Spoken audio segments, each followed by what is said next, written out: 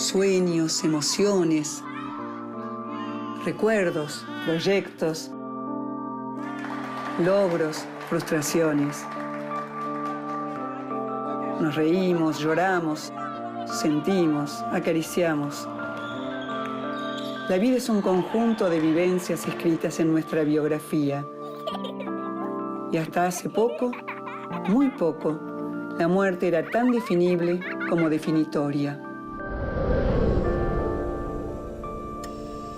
Hoy, en cambio, el cuerpo puede no morir y permanecer durante años conectado a máquinas de soporte vital. Cuando se padece un sufrimiento extremo, o cuando ya no hay ni conciencia ni proyectos, es vida.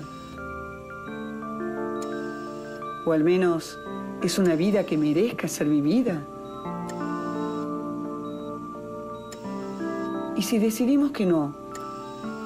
¿Acaso tenemos derecho a elegir? ¿O la vida, por el contrario, debe ser defendida sean cuales fueren las circunstancias?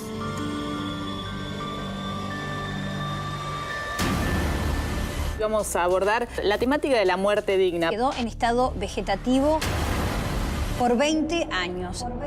En mayo de 2012 se aprobó en nuestro país la Ley de Muerte Digna, que permite a los pacientes con enfermedades terminales o a sus familias rechazar procedimientos para prolongar artificialmente la vida en caso de sufrimiento. Hablar de muerte digna en el mundo es hablar de eutanasia. El primer país del mundo en aprobar la eutanasia activa fue Holanda, en el año 2001.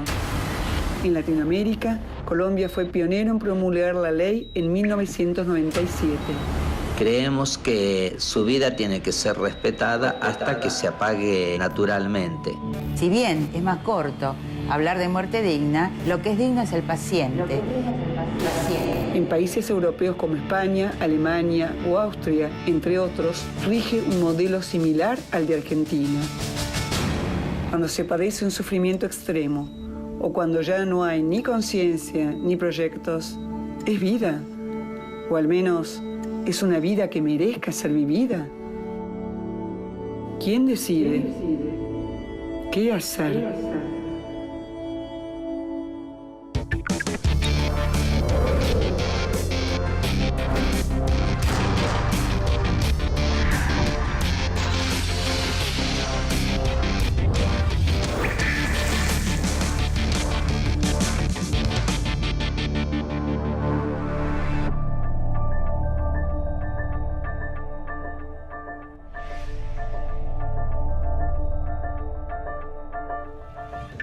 Gracias por estar acá. Es un honor estar con especialistas de semejante nivel. Trabajé como senador nacional en las temáticas que hoy nos convocan en esta mesa. Abogado, doctor en ciencias jurídicas, siempre en el torno al tema de bioética persona. Director del Instituto de Bioética de la Universidad Católica, miembro de la Academia Pontificia para la Vida. Soy médico que ha llevado a la práctica muchísimas eutanasias. Uno dice la vida es un don y la palabra don tiene una connotación positiva. Entonces la pregunta sería, ¿la vida es siempre un bien? Normalmente es uno de los fundamentos que se utilizan en contra de estas prácticas de las que estamos hablando, ¿no? Pero supongamos, ¿no? Uno le regala algo a alguien y el que es después dueño completo del uso que hace de ese regalo, incluso a su vez volverlo a regalar o empeñarlo o lo que fuere, si es realmente un don la vida, me está siendo conferido para que yo disponga de él. Hay un presupuesto en el argumento que rechaza las prácticas eutanásicas que es más o menos esquemáticamente así. Como la vida se te ha dado, digamos, quien te la ha dado es el único que puede quitártela. Si a eso le agregamos que el don proviene, digamos, de Dios, del Padre Creador, entonces, obviamente, no se puede intervenir en el proceso de ninguna otra manera que dejar que ocurra lo que ocurra, digamos, ¿no? El don de la vida, para mí, no corresponde a Dios. Mi padre y mi madre jamás fueron a pedirle permiso ni al cura, ni al obispo, ni al papa para concebirme. Gracias a Yo Dios. soy la sucesión del efecto del amor de ellos dos. Yo crezco y a medida que obtengo uso de razón, mi vida sin que nadie me la done, sin que nadie me la regale, soy yo quien empieza a hacer uso de ella. Cada quien hace de su vida lo que a bien tiene. Entonces, cuando se concibe la vida como algo que le pertenece al individuo como tal, yo no puedo entender que ese don tenga unas obligaciones. Cuando de la vida una persona dispone en algún momento y tiene un suicidio exitoso, eso nos está diciendo a todos que cada uno es dueño de su vida a pesar de Dios. Perdónenme que me meta tanto allá, porque esa es la concepción laica que yo tengo respecto de la vida. ¿Por qué? Porque aquí se trata de sí, la autonomía sobre mi propia vida en este punto.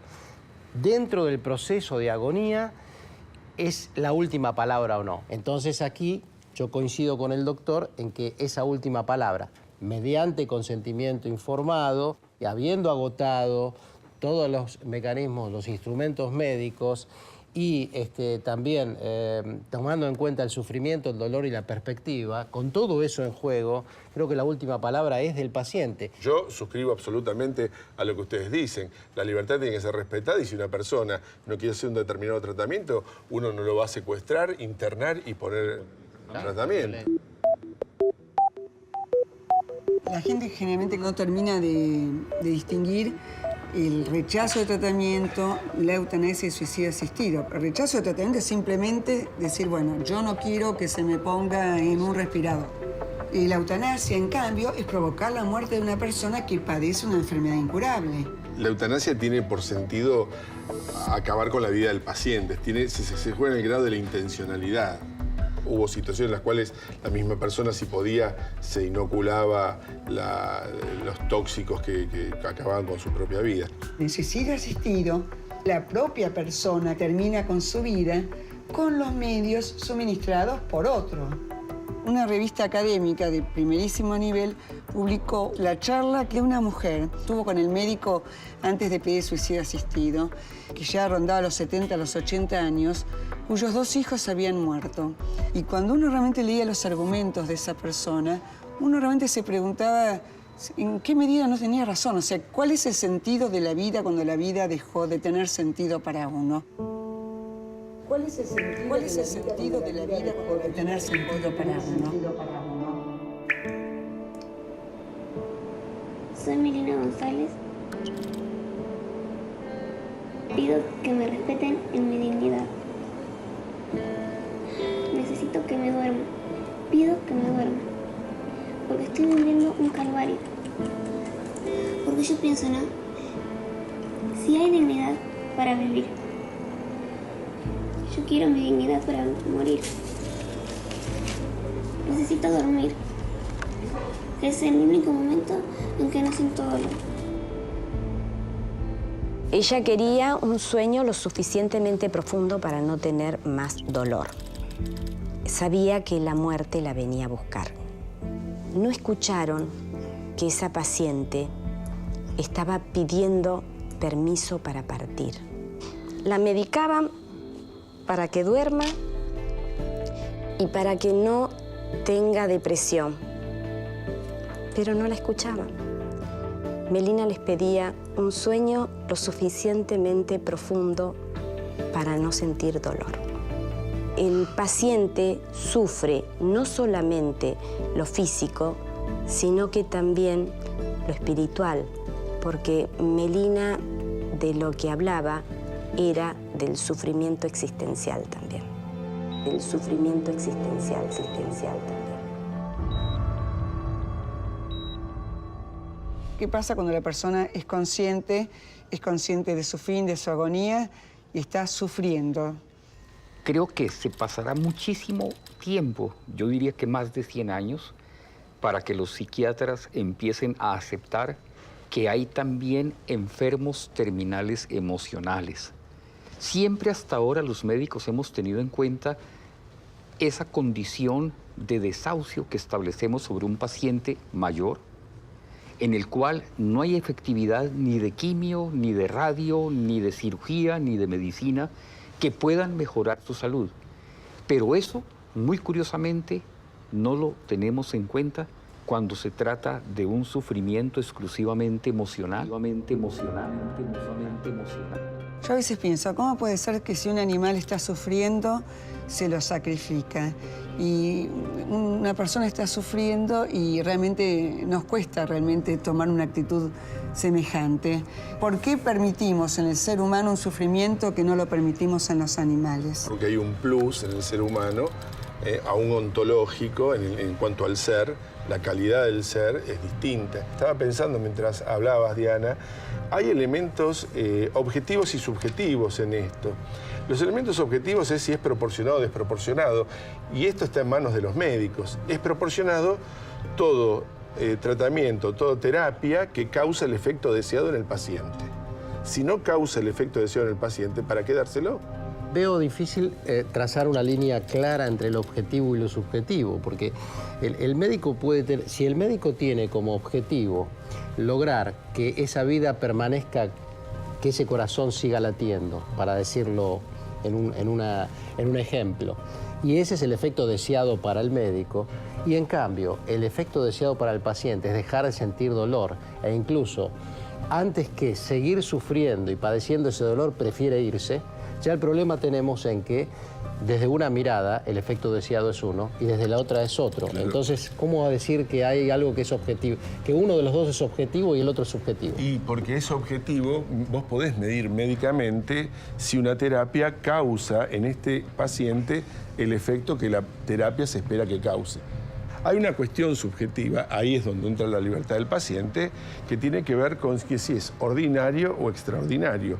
Ustedes recordarán el caso aquel con una persona con un pie diabético. Es decir, ustedes saben que en los pies diabéticos empieza haciendo necrosis de la parte distal, se va amputando de aparte. Y el paciente le dijo, miren, para mí esto puede ser proporcionado.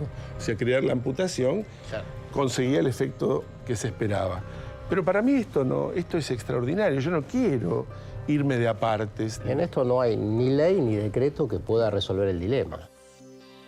No hay ni ley ni decreto que pueda resolver el dilema. En todo esto siempre estamos pensando en la intervención de aquellos que rodean al paciente, bien sea su familia, bien sean los médicos.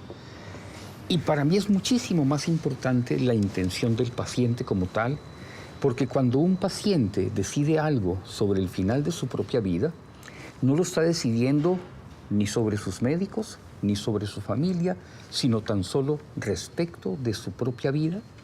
La vida no es una obligación, la vida es un derecho, y como derecho se puede ejercer en dos sentidos, o viviendo o muriendo.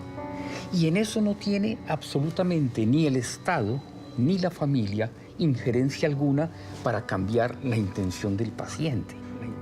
La intención del paciente.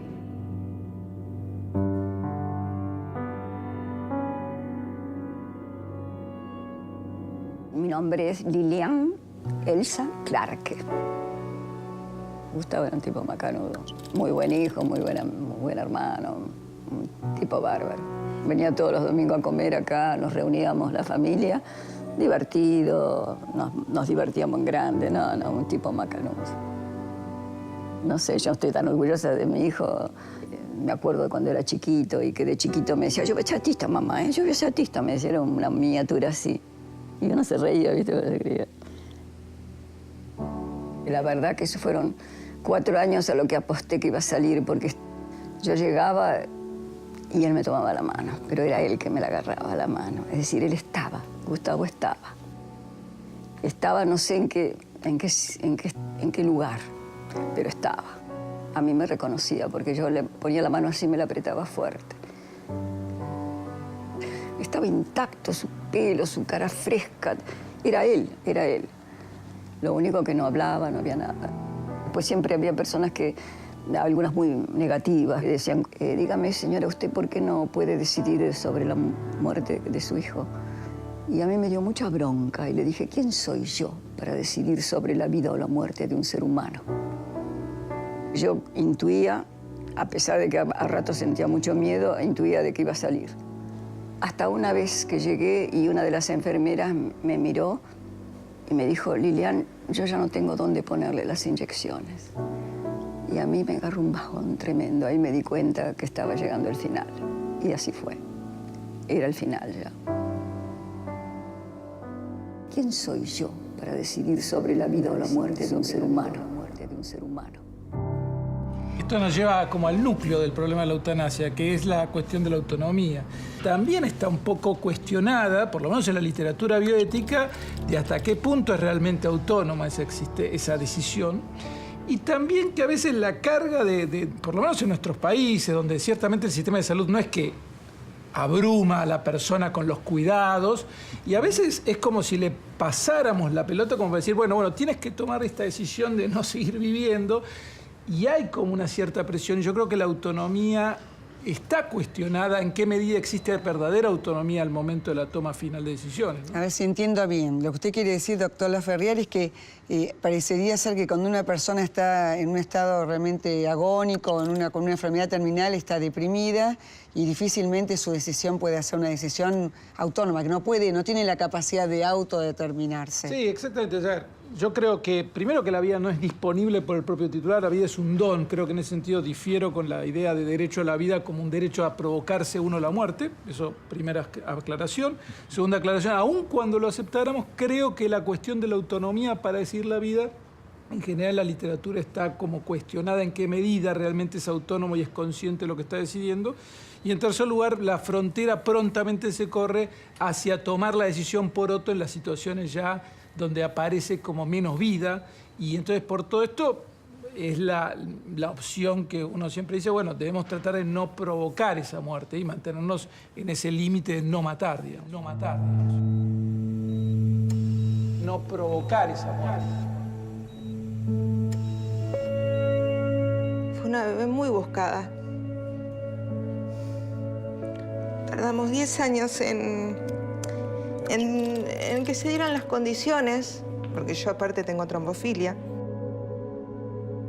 Sabíamos que iba a ser un embarazo muy difícil. Me tuvieron 5 horas en guardia, con presión. Le digo a la partera, mirá, estoy con contracciones, me estoy dando cuenta que estoy cada 7 minutos. No pasa nada. Y el no pasa nada fue la vida de mi hija. Nace azul y no llora. Yo la veo, el médico dice, está pesando menos de lo que dice la ecografía. Flaca. Esas fueron las primeras palabras cuando la vio Lourdes. Digo, ay Dios, dije yo. La neonatóloga se pone en el costado mío y me parece verla con la bebé así.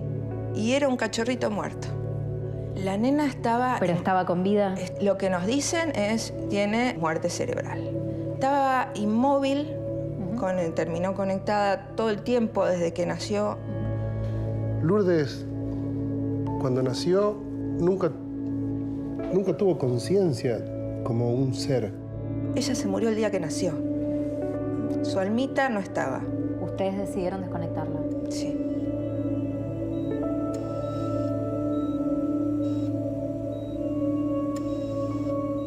Doctor Quintana, usted en Colombia realizó 300 actos eutanásicos. ¿Alguna vez dudó? ¿Qué pasó, por ejemplo, cuando tenía un niño frente a usted?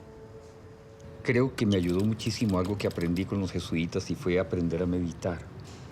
Generalmente, siempre antes de acudir a hacer una eutanasia, me tomo por lo menos unas 3 horas para meditar sobre el ejercicio de mi vida y el ejercicio de la vida de mi paciente. Hoy en día, la nueva norma que dictó el Ministerio de Salud en Colombia prohíbe la eutanasia de menores de edad y lo considero algo absolutamente deshumanizado. Les quiero comentar una eutanasia que realicé hace más o menos unos 5 años de una criatura que tenía 18 meses de edad. Este niño nació con un defecto genético que podía crecer normalmente hasta que tenía más o menos 6, 7 meses. A este niño se le hizo en Bogotá el diagnóstico de un problema en la formación de unos aminoácidos esenciales para su vida. Esta familia llevó el niño a los Estados Unidos y allí repitieron el mismo diagnóstico.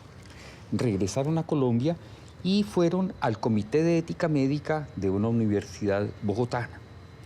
Allí le dijeron a los padres, el niño va a fallecer más o menos entre los 24 y los 30 meses y va a sufrir mucho en el tiempo que va a suceder para que suceda espontáneamente su muerte. Entonces, ustedes tienen derecho de hacerle eutanasia pasiva, simplemente supriman la alimentación del niño durante más o menos unos 15 días y en esos 15 días el niño fallecerá. La señora no dijo una palabra más, tomó la mano de su esposo y se fue a mi consultorio. Me dice, doctor, esperan que nosotros pasemos 15 días de nuestra vida soportando el llanto de una criatura por hambre hasta que tenga su muerte. No tuvo que decirme más. Acordé con ellos hacer la eutanasia de esta criatura. Llegué ese día a su casa y con la decisión de sus padres, en presencia de la enfermera que cuidaba a esta criatura, procedí a hacer esta eutanasia. Y la pregunta mía finalmente es la siguiente. Muchas veces queremos mantener la vida de enfermos terminales muy adultos de los cuales sabemos que no hay ninguna curación. Pero podríamos aceptar por humanismo escuchar el llanto de una criatura que está falleciendo y tolerarlo durante por lo menos unos días. Me parece que es absolutamente inhumano. Después de que hice esto, regresé a mi casa, me miro al espejo y la pregunta mía es, ¿por qué yo tengo la edad que tengo? ¿Y qué hizo que esta criatura no pudiera disfrutar ni siquiera de 2 años de vida? Yo tengo una respuesta, porque vos se lo impediste. Y se lo impediste causándole la muerte. Digamos, entre dejar que se muera de hambre y causarle la eutanasia, hay una tercera salida, que es la salida médica. Y la salida médica es darle contención y dejar que el proceso de la vida concluya por sí mismo. Cada 2 días yo hablaba con las médicas que nos daban el parte al mediodía. ¿Qué calidad de vida va a tener mi hija? Claro. La respuesta siempre fue un largo silencio. Claro. ¿Qué calidad de vida va a tener el hermano de mi hija? Nosotros no nos preocupa, porque somos los papás y la queremos siempre, en todo momento, como toda persona que quiere. Sí, pero igual te puedo asegurar que se te va la vida a vos en eso, ¿eh? Sí. Y todo era en silencio. Por eso nos agarraban en un costadito y nos decían, sí, mirá, si le tiene un paro, yo y 5 más de la NEO no la vamos a reanimar. Pero el resto no te sé decir.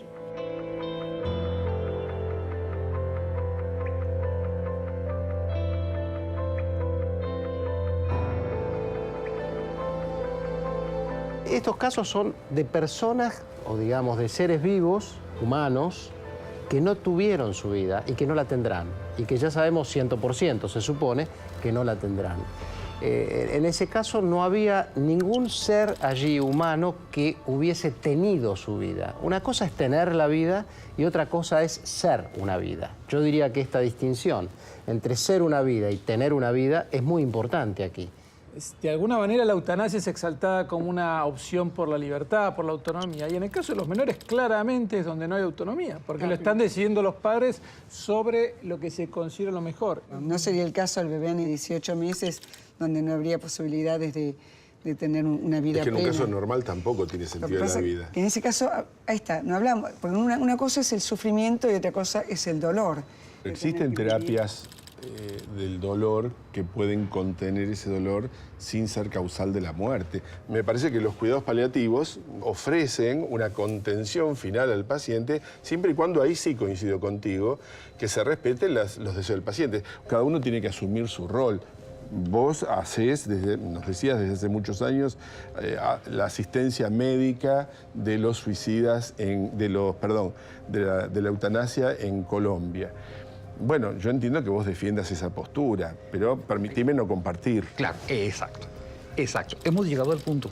Porque fíjate, he hecho más de 300 eutanasias activas y eso me da un absoluto contacto con el alma de ese paciente que no quiere continuar viviendo. Y eso, desafortunadamente, ninguno de ustedes puede decir que tenga la experiencia mía. Con el alma de pacientes terminales, eso no es patrimonio exclusivo mío, pero no me digas que no, porque yo he asistido también muchísimos casos de enfermos terminales. Claro. En mi condición de sacerdote, asistiéndolo sacramentalmente, personalmente, sosteniendo. También, no solo, también. Sí. A veces simplemente tomándolo de la mano, a veces consolándolo a él, ayudándolo a entender su situación. Es un paso muy importante. La muerte es el paso, o sea, quienes creen en la trascendencia, quienes creen que el mundo no se agota solamente acá, es un paso gravísimo. Entonces, digamos, hay que darle contención a la persona. Pero eso es para el que cree en la trascendencia de la vida con el alma. Sí. Yo creo que una vez... Pero vos citabas el alma recién.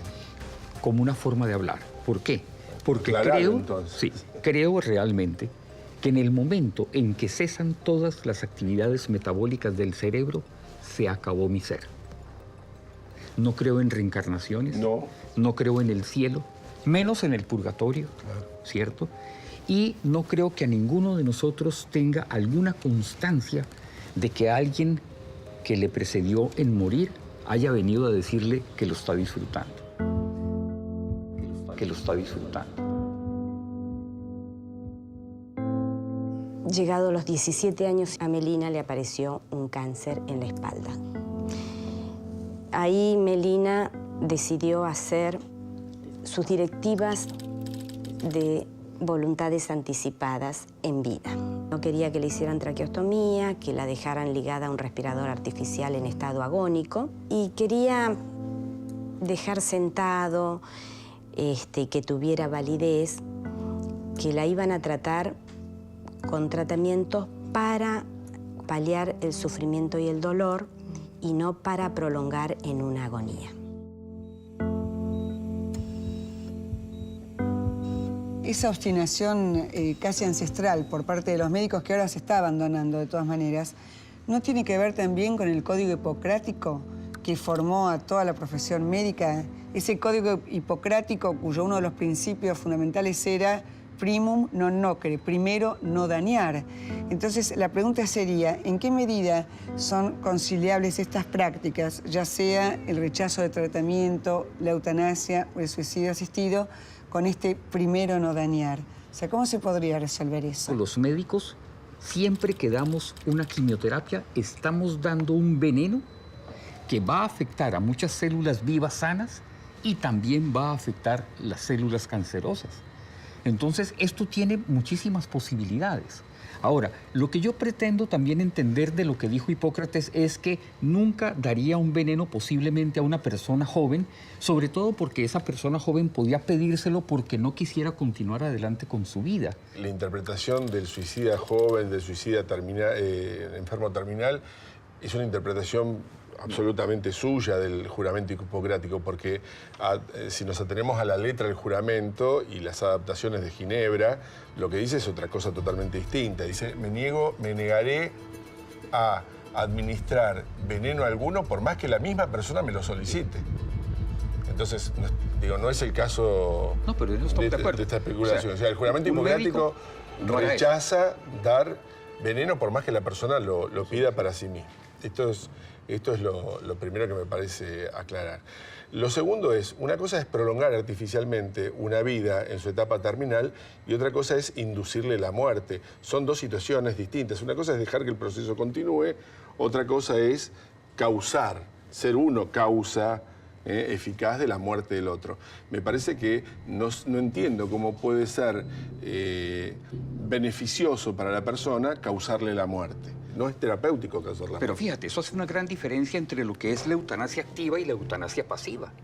O sea, yo no veo ninguna objeción para ejercer eutanasia activa porque a pesar de que el médico esté ejerciendo su voluntad de aplicar unos medicamentos que causan la muerte, no lo está haciendo por su propia voluntad intentando hacerle daño al paciente. Está siguiendo la petición del paciente.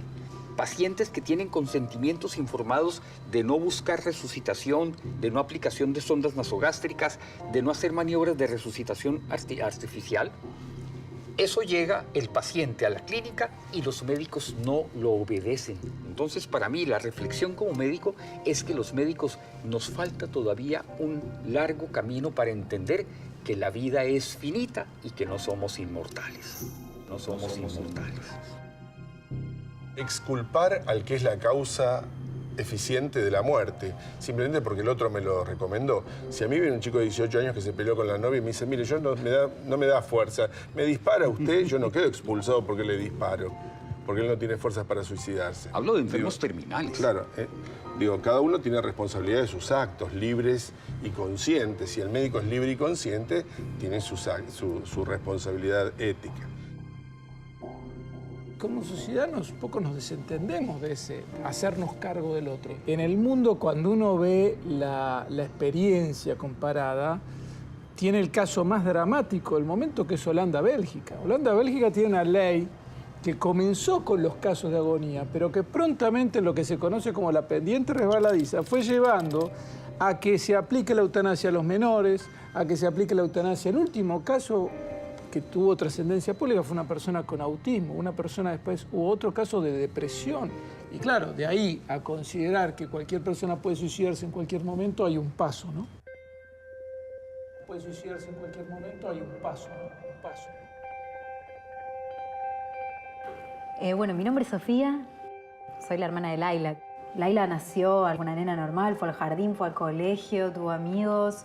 Y a los 8 años le detonó una enfermedad neurometabólica y empezó a empeorar.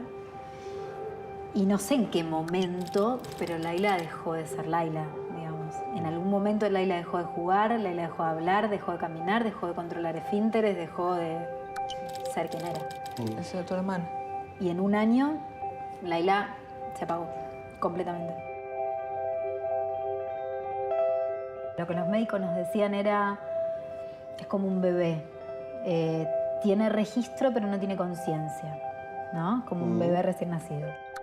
El tema es que Laila, su cuerpo seguía creciendo. Terminó siendo el cuerpo de una preadolescente. De todo lo que podría ser. Pero con pañales, con un botón gástrico.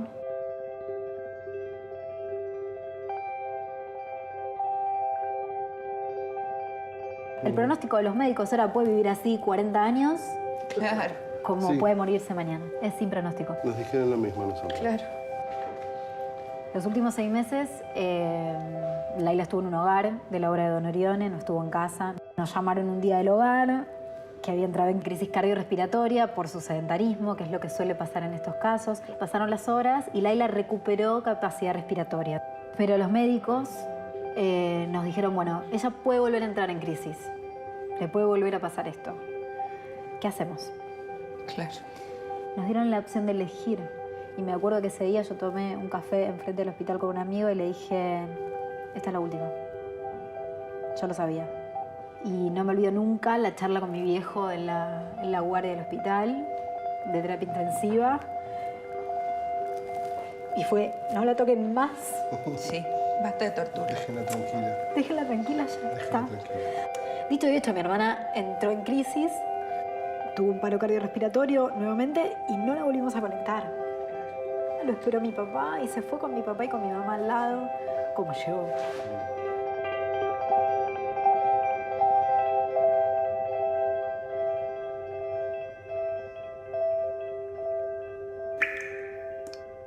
Otro caso me habla de una mujer de 49 años.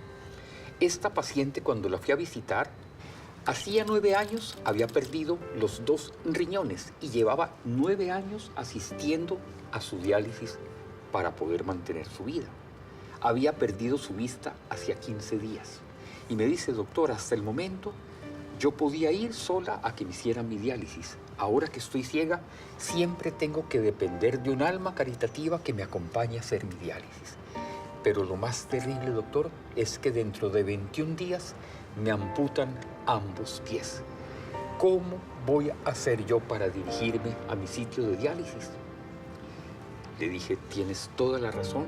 No, me dijo ella, no puedo obligar a mis hijos que dejen de atender sus obligaciones por venir a llevarme a la clínica. Yo suelo ser muy puntual porque siempre quiero que el paciente evite la angustia de pensar que yo no voy a llegar a ayudarlo. Entonces acordamos un día un viernes a las 9 de la noche. Llegué faltando 5 minutos para las 9 y ella me dice, doctor, tan puntual usted, pero le voy a rogar, me disculpe un momento, estoy esperando a una amiga mía que me viene a acompañar. Le dije, claro que sí, siéntese en la sala, doctor, le vamos a servir un café. Tocó la puerta, entró su amiga y las dos se encerraron en su habitación. Al cabo de unos 10 minutos abren de nuevo la puerta y gran sorpresa la mía. La amiga que llegó vino, maquilló a su amiga, a la que iba a fallecer, le puso los 2 únicos aretes de oro que ella tenía y la vistió con su mejor pijama. Y me dice, doctor, así es como quiero despedir mi vida, con lo mejor que tengo. Me puse a llorar y no puedo evitar recordarlo y que me cause esta emoción. Que una persona piense que para el momento final de su vida espera que su mejor amiga venga, la acompañe, la ayude a maquillar, le ponga sus mejores ropas y me diga, así es como quiero dejar mi vida. Me dijo con claridad, la eutanasia honra su propia vida. Me tuve que esperar como un cuarto de hora porque no era capaz ni de encontrarle la vena. Al fin le encontré su vena y pude hacer su eutanasia y siempre quedé pensando que esa decisión, que fue absolutamente serena, orgullosa casi, de una paciente, me dijo que el final de la vida, por una eutanasia activa como esta, honraba la vida que ella había tenido. Una especie de celebración de la vida, ¿no? Hizo una celebración de su vida con su propia eutanasia. Yo creo que en esto tratamos por qué lo filosófico, lo jurídico, por qué lo antropológico, lo psicológico, porque tratamos de evitar el emotivismo. La emoción es importante, pero la emoción tiñe la inteligencia. La pasión tiñe la inteligencia y nos hace percibir cosas que no son los celos, la envidia, la desesperación, la angustia. Hace falta en la vida del hombre porque le dan sabor a la vida humana. Pero si yo vuelco el salero entero, ya no siento gusto a nada porque todo es sal. En el momento de la pasión, en el momento de la emoción violenta, yo tengo que tratar de objetivizar con la razón la decisión. Porque estamos hablando de momentos muy graves. Nadie quiere morir, es decir, la gente quiere vivir, pero no quiere sufrir. Claro. Ese es el gran dilema. Creo que ahí es donde aparece precisamente el nudo de la cuestión. Ahora, una pregunta, doctor. ¿La sedación podría ser asimilable a la eutanasia? ¿Es un tipo de acto eutanásico para usted? Yo no admito que la sedación se utilice porque muchas veces en reuniones que he tenido con los paliativistas en Colombia, ellos muy tranquilamente dicen, no, eso en algún momento le damos una sobredosis de morfina y el paciente muere. ¿Dónde está el respeto por la libertad de un paciente respecto de su propia vida cuando son los médicos paliativistas quienes deciden aumentarle la dosis de morfina para que fallezca? Por Dios. De todas maneras, creo que otro punto de vista a introducir es el punto de vista del Estado o el ordenamiento legal en esta materia, ¿no? Que no puede estar en función de todas las creencias. Es obvio que en la multiplicidad de creencias, ahí tenemos una diversidad sana, digamos, de la pluralidad de la vida, que no puede ser interferida o, digamos, uniformada por la ley. Entonces, la religión. No, menos por la religión, obviamente. La ley, en este caso, en el contexto social, está por encima de la religión. Claro, en este caso nos llevan a una cuestión metafísica o existencial de cómo nos relacionamos con nuestra finitud, con nuestra condición mortal. Eso es algo muy gordo, digamos, para enfrentar rápidamente. Pero ¿qué puede hacer la ley o el ordenamiento jurídico de una nación para, de alguna manera, aliviar qué? Aliviar la responsabilidad del medio, de los profesionales de la salud, aliviar también la situación de la familia que está acompañando a la persona que está en agonía y al propio, por supuesto, paciente que está en esa situación. Es decir, la ley tiene que ser lo más benevolente posible para que se resuelva de la manera menos conflictiva y menos dolorosa posible esa situación que es límite.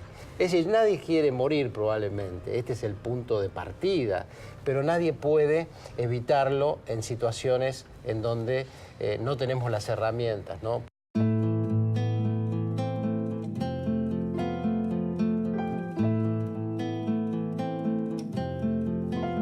Yo no había ido al sanatorio ese día por algún motivo y vengo acá a casa y me encuentro con que afuera estaba el médico, había unas cuantas personas. Me agarró un dolor en el pecho, ¿no? Entonces me dijeron que había muerto. Al principio es una cortina pesada que cae frente a vos y crees que no vas a tener salida, ¿no es cierto? Porque la pérdida de un hijo es algo durísimo de tolerar. Durísimo de tolerar. Pero de pronto, de alguna manera se van abriendo agujeritos en esa ventana cerrada y oscura que se te cayó, ¿no es cierto? Y te vas dando cuenta que son cosas de la vida y hay que pasarlas. Y si es posible no hay que ponerse mala ni furiosa ni rebelarse contra Dios, contra los espíritus, contra quien nos ha creado, con todas esas cosas que tenemos a veces en la cabeza, sino que pensar que ¿por qué no? ¿Por qué no me tocó a mí si le ha tocado a tanta gente? Entonces, eso te baja un poco los niveles de angustia o de ansiedad, como diciendo, bueno, me tocó a mí también, me tocó a mí también.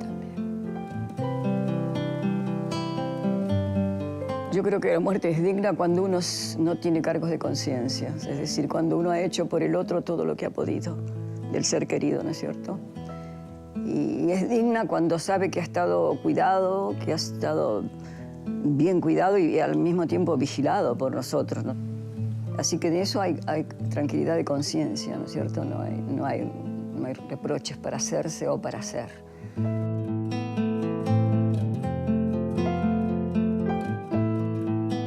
En el caso de Argentina, la ley de derecho al paciente modificada en el año 2012 por la ley llamada muerte digna dejó en claro que no se iban a aceptar las prácticas eutanásicas, o sea, eso lo excluyó.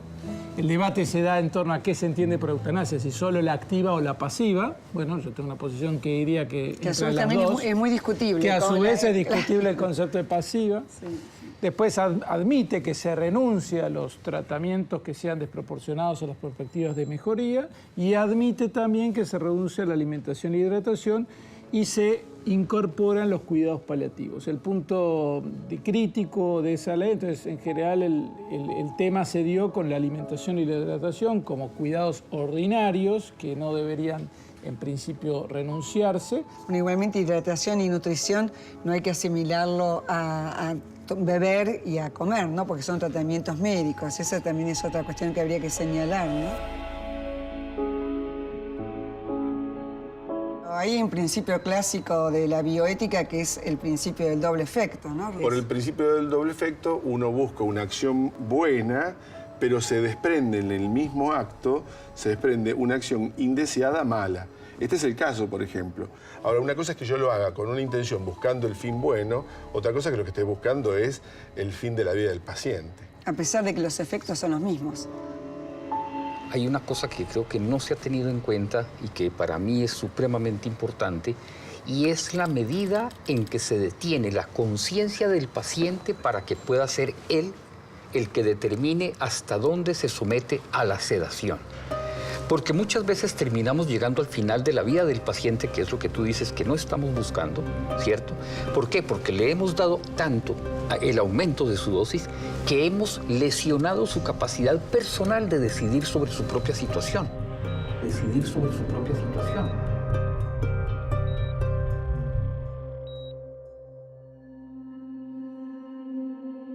Laila fue lo que fue hasta los 8 años. Después de ahí, ya no era Laila. Era una persona que sufría. Sí. Y nosotros sufríamos alrededor. Entonces fue tan natural la decisión de no volver a conectarla y de dejarla ir tranquila y acompañarla en esa partida. Lo antinatural hubiera sido querer que ese cuerpo siguiera... Forzarlo para que siga adelante. No tiene sentido. Y uno siente un alivio por un lado porque sabes que no va más. Y por otro lado, es mucha culpa porque es nuestra hija. ¿Y ese día cómo fue el día en que desconectaron a Lourdes al final? Cuando se murió le dije a la doctora, porque eso era también algo que yo quería, sacarle los tubos. Cerré los ojos y dije, sacale todo, sacale todo.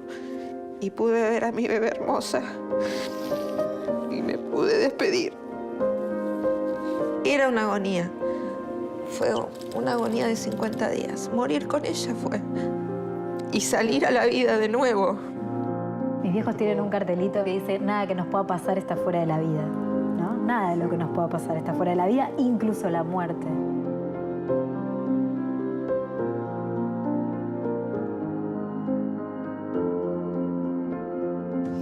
Y por último, ¿no? Para redondear, cada uno de ustedes personalmente, ¿qué querría para el final de esos días? Yo personalmente quisiera que no caer en excesos. O sea, llegado el momento de la etapa terminal de mi vida, que no se intervenga. Y, digamos, que no se intervenga desproporcionadamente. Quiero que la muerte llegue suavemente, asumiéndola, asumiendo ya prepararse para el fin, ¿no? Bueno, yo querría que se respete mi voluntad mientras pueda ejercerla y expresarla, digamos, a rajatabla, ¿no? Y si esa voluntad en el momento en el que esté en esa situación, si esa voluntad me lleva, digamos, a elegir la eutanasia, lo único que querría es que fuera el doctor Quintana y que llegue tarde. Yo soy una persona creyente y me viene a la mente un salmo que rezamos todas las noches, no todas las noches, pero en la oración de la noche, que se llama Las Completas, que dice: en paz me acuesto y enseguida me duermo, porque tú solo, Señor, me haces vivir tranquilo. O sea, esa paz de la conciencia en paz, la conciencia en Dios, y que Dios disponga, bueno, y con esa confianza en que, bueno, la esperanza de la resurrección. Les quiero contar un caso. Mi hija menor tiene 21 años, es estudiante de Derecho, y un día me decía: papi, pero ¿qué haremos el día que tú decidas tu eutanasia? Le dije: mi amor, fíjate que te voy a decir tan solo dos cosas. El día que yo decida mi eutanasia, espero que tan solo respetes mi derecho a mi pudor. No te voy a permitir cambiarme un pañal. Déjame cuando esto llegue y yo pierda mi dignidad y mi autonomía, déjame irme. Y tengo elegido para escuchar antes de irme el segundo movimiento de la Séptima Sinfonía de Beethoven, escucharlo completo antes de que se... Muy curioso, yo no me puedo aplicar mi propia eutanasia. Porque si yo me aplico el anestésico, no me puedo aplicar después el despolarizante cardíaco que detiene mi corazón. Pero ya tengo entrenado a una persona que con gusto, no con gusto quizá, pero sí con solidaridad haría mi eutanasia. Claro que en mi familia solemos morir del corazón y espero que un día un infarto me lleve muy rápidamente y de pronto sin sufrirlo mucho. Sí, yo creo que lo importante es que uno tiene que comprender que la muerte no es lo otro de la vida, sino que es parte de la vida. ¿Y usted? ¿Yo? Ojalá pueda tener el derecho a decir, bueno, hasta acá que viví lo que viví y gracias a la vida. Yo diría que es bien importante que consideremos la muerte tan parte de la vida que no permitamos que la muerte nuble la felicidad que tuvimos viviendo. Con un plus. Y es que la vida no se mide solo en este tiempo. La felicidad no es solo para los creyentes, repito, hago esa salvedad. No solamente este tiempo, sino también un tiempo sin tiempo, que es la eternidad. Ojalá así sea.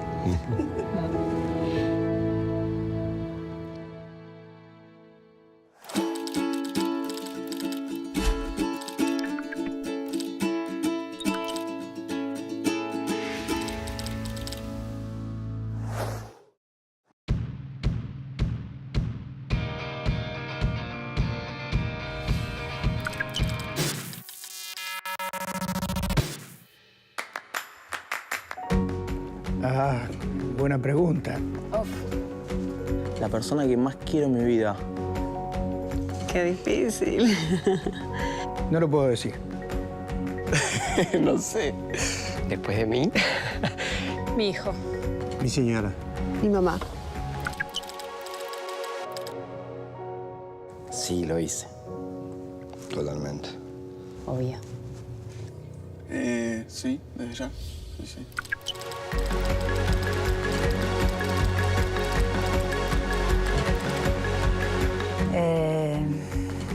Todos los días, sí. Sí, sí. Sí, totalmente. Sí. Sí, sí. No. Hasta el último día. Uy, no lo había pensado.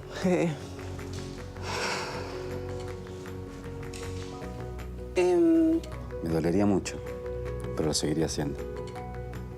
Vería la forma, pero no me alejaría. Estaría siempre muy cerca. Si fuese todos los días, no. Sí. Y aún más también.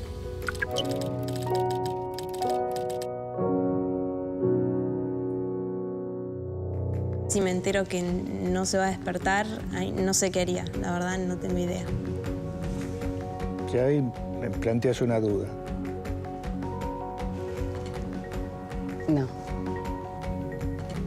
Cuidando, sí. Uno siempre tiene esperanza de que despierte. Lo seguiría cuidando, pero conociéndolo trataría de hacer algo para que eso se termine. Sí, la cuidaría, hasta que, bueno, sea el destino de que no tenga que vivir más.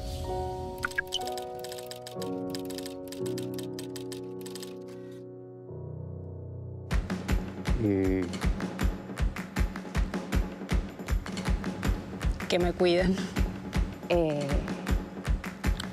No, no. No quiero hacer ese tipo de vida, no quiero. O sea, preferiría morirme.